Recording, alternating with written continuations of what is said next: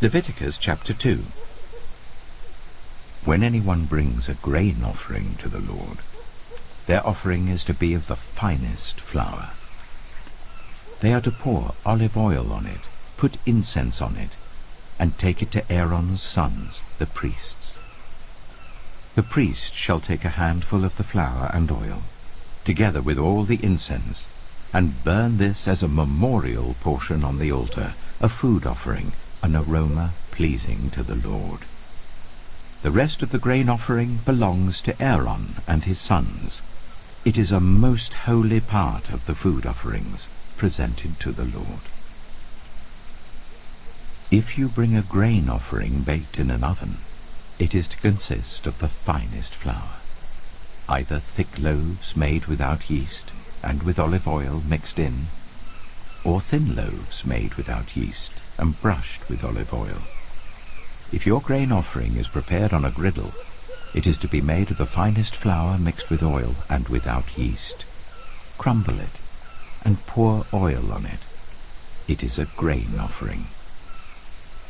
If your grain offering is cooked in a pan, it is to be made of the finest flour and some olive oil. Bring the grain offering made of these things to the Lord. Present it to the priest, who shall take it to the altar. He shall take out the memorial portion from the grain offering and burn it on the altar as a food offering, an aroma pleasing to the Lord. The rest of the grain offering belongs to Aaron and his sons. It is a most holy part of the food offerings presented to the Lord. Every grain offering you bring to the Lord must be made without yeast, for you are not to burn any yeast or honey in a food offering presented to the Lord. You may bring them to the Lord as an offering of the first fruits, but they are not to be offered on the altar as a pleasing aroma. Season all your grain offerings with salt. Do not leave the salt of the covenant of your God out of your grain offerings. Add salt to all your offerings. If you bring a grain offering of first fruits to the Lord, offer crushed heads of new grain roasted in the fire. Put oil and incense on it. It is a grain offering.